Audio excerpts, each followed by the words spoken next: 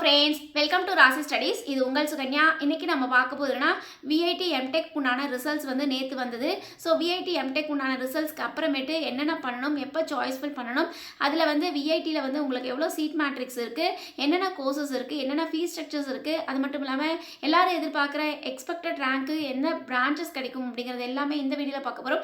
So இந்த வீடியோவை skip பண்ணாமல் பாருங்கள். அதுக்கு முன்னாடி என்னோட சேனல் பிடிச்சிருந்தா கண்டிப்பாக லைக் பண்ணி ஷேர் பண்ணுங்கள். தெரியாதவங்க தெரிஞ்சுக்கிட்டும் சப்ஸ்கிரைப் பண்ணுங்கள். பக்கத்தில் இருக்க பெல் ஐகான் பட்டனை கிளிக் பண்ணும்போது என்னோட நியூ நோட்டிஃபிகேஷன்ஸ் எல்லாமே உங்களோட மொபைலுக்கு ஈஸியாக வரும். பார்த்தீங்கன்னா விஐடி எம்டெக் கோர்சஸ்க்கு எஸ்பெஷலி உங்களுக்கு ரேங்க் வந்து உங்களோட 12th மார்க்கை பேஸ் பண்ணி உங்களுக்கு ரேங்க் வந்து ஜென்ரேட் பண்ணியிருப்பாங்க. யாருக்கு ஜென்ரேட் பண்ணியிருப்பாங்க அப்படின்னு பார்த்தீங்கன்னா, யாரெல்லாம் விஐடி எம்டெக் கோர்சஸ்க்கு அப்ளிகேஷன்ஸ் போட்டிருக்காங்களோ அவங்களுக்கு ரேங்க் வந்து ஜென்ரேட் பண்ணியிருப்பாங்க. அந்த ரேங்க் எங்கே பார்க்கலாம் அப்படின்னா, உங்களோட ரெஜிஸ்டர் இமெயில் ஐடி, நீங்கள் எந்த இமெயில் ஐடி கொடுத்து அப்ளிகேஷன்ஸ் போட்டிங்களோ அந்த இமெயில் ஐடியில் வந்திருக்கும். இல்லை அப்படிங்கிற பட்சத்தில் நீங்கள் விஐடி எம்டெக் கோர்சஸ்க்கு உண்டான வெப்சைட்க்கு போனீங்க அப்படிங்கிற பட்சத்தில் அங்கேயுமே உங்களோட யூசர் நேம் பாஸ்வேர்ட் போட்டு உங்களோட ரேங்கை பார்த்துக்கலாம். ரேங்க் வந்தாச்சு. ரேங்க் வந்த பிறகு நம்ம என்ன பண்ணுறது, நம்ம வந்து சாய்ஸ் ஃபில் பண்ணணும். சாய்ஸ் ஃபில்லிங் வந்து உங்களுக்கு டேட் என்ன அப்படின்னு பார்த்தீங்கன்னா ஜூன் 4, 5, 6. ஸோ நேற்று, இன்னைக்கு, நாளைக்கு இந்த 3 நாட்கள் நீங்கள் சாய்ஸ் ஃபில் பண்ணலாம் அப்படின்னு சொல்லி அனௌன்ஸ்மெண்ட்ஸ் கொடுத்துருக்காங்க. சரி, சாய்ஸ் ஃபில் பண்ண பிறகு உங்களுக்கு ரிசல்ட்ஸ் எப்போ வரும் அப்படின்னா ஜூன் 10ஆம் தேதி உங்களுக்கு ரிசல்ட்ஸ் வரும் அப்படின்னு சொல்லியிருக்காங்க. அதுக்கு அடுத்து வந்து யாருக்கெல்லாம் ரிசல்ட்ஸ் வருதோ அந்த ரிசல்ட்ஸ் வந்த மாணவர்களுக்கு எஸ்பெஷலி என்ன கோர்சஸ் கிடைச்சிருக்கோ, எந்த ஃபீஸ் கேட்டகரியில் கிடைச்சிருக்கோ அவங்க ஃபீஸை பே பண்ணணும். ஃபீஸை பே பண்ணுறதுக்கு லாஸ்ட் டேட் என்ன அப்படின்னு பார்த்தீங்கன்னா உங்களுக்கு ஜூன் 20th அப்படின்னு சொல்லி அனௌன்ஸ்மெண்ட்ஸ் கொடுத்துருக்காங்க.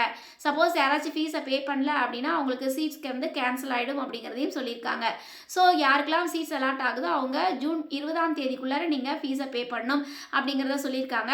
சரி, இப்போ வந்து எஸ்பெஷலி இந்த 4 கேம்பஸ்லேயும் என்னென்ன கோர்சஸ் இருக்குது அப்படின்னு பார்த்தீங்கன்னா, வேலூர் கேம்பஸில் பார்த்தீங்கன்னா எஸ்பெஷலி உங்களுக்கு சாஃப்ட்வேர் இன்ஜினியரிங் ஒரு கோர்சஸ் இருக்குது. அதுக்கடுத்து கம்ப்யூட்டர் சயின்ஸில் உங்களுக்கு டேட்டா சயின்ஸ் இருக்குது. அதுக்கடுத்து கம்ப்யூட்டர் சயின்ஸில் கொலாபரேஷன் விச்சோஸாங்கிற ஒரு கோர்ஸ் இருக்குது. அதுக்கடுத்து வந்து உங்களுக்கு வந்து சென்னையில் என்னென்ன கோர்சஸ் இருக்குது அப்படின்னு பார்த்தீங்கன்னா, உங்களுக்கு சென்னையில் டேட்டா சயின்ஸ், கம்ப்யூட்டர் சயின்ஸில் டேட்டா சயின்ஸும் சாஃப்ட்வேர் இன்ஜினியரிங்கும் இருக்குது.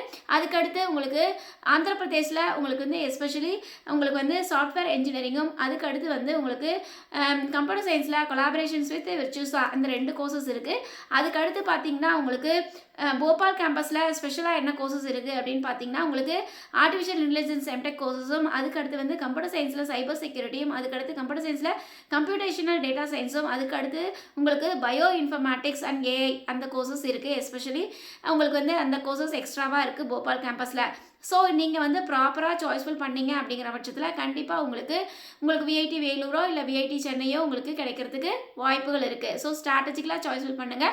ஸ்ட்ராட்டஜிக்கலாக சாய்ஸ்ஃபுல் பண்ணும்போது கண்டிப்பாக உங்களுக்கு கிடைக்கிறதுக்கு வாய்ப்புகள் இருக்குது. சரி, இப்போ நான் விஐடி எம்டெக் கோர்சஸ் சீட்ஸ் எடுக்கிறேன். இந்த சீட்ஸ் எடுக்கும் பொழுது எனக்கு எவ்வளோ ஃபீஸ் கேட்டகரியில் அமையும் அப்படின்னு பார்த்தீங்கன்னா, ஃபஸ்ட்டு ஃபீஸ் கேட்டகரியாக இருக்கீங்க அப்படிங்கிற பட்சத்தில் உங்களுக்கு வந்து 1,20,000 செகண்ட் கேட்டகரியாக இருந்தீங்கன்னா 1,90,000, தேர்ட் கேட்டகரியாக இருந்தால் 2,30,000, ஃபோர்த் கேட்டகரியாக இருந்தால் 2,75,000, ஃபிஃப்த் கேட்டகரியாக இருந்தால் 2,95,000 உங்களுக்கு சீட்ஸ் வந்து அலாட் ஆகிறதுக்கு வாய்ப்புகள் இருக்குது. அப்படின்னு பார்க்கும்பொழுது நியர்லி நீங்கள் ஃபிஃப்த் கேட்டகரியாக நீங்கள் சீட் எடுத்தால் கூட உங்களுக்கு மேக்ஸிமம் 3 lakhsக்குள்ளே தான் வரதுக்கு வாய்ப்புகள் இருக்குது. சரிங்களா? அதனால் கரெக்டாக ப்ராம்ப்டாக சாய்ஸ்ஃபில் பண்ணுங்கள்.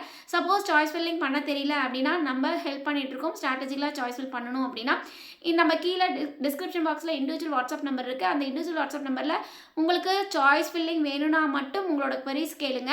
கண்டிப்பாக நம்ம ஹெல்ப் பண்ணலாம். சரிங்களா? இதை தாண்டி உங்களுக்கு இந்த டவுட்ஸ் இருக்குது, அந்த டவுட்ஸ் இருக்குது அப்படிங்கிறது தயவுசெய்து கொஷின்ஸை கேட்டு நம்மளோட டைமை வேஸ்ட் பண்ணாதீங்க. ஏன்னா க்ரூஷியல் டைமில் இருக்கிறதுனால நம்மளுக்கு எல்லாருக்கும் ஆன்சர் பண்ணணும் நமக்கும் தான் தோணுது. ஆனால் வந்து டைம் இல்லாதனால ஆன்சர் பண்ண முடியல.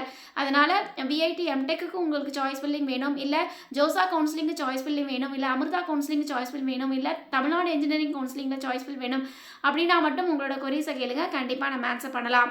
அதுக்கு அடுத்து வந்து இந்த விஐடி எம்டெக் கோர்சஸ் எடுத்து படிக்கணும் அப்படின்னா உங்களுக்கு எலிஜிபிலிட்டி க்ரைட்டீரியா என்ன இருக்குது அப்படின்னு பார்த்தீங்கன்னா, உங்களுக்கு வேலூர் அண்ட் சென்னையில் நீங்கள் எடுக்கிறீங்க உங்களோட பர்டிகுலர் கோர்சஸ்க்கு அப்படின்னா உங்களுக்கு வந்து ஜென்ரலாகவே உங்களுக்கு 70% வேணும் அப்படின்னு சொல்லியிருக்காங்க.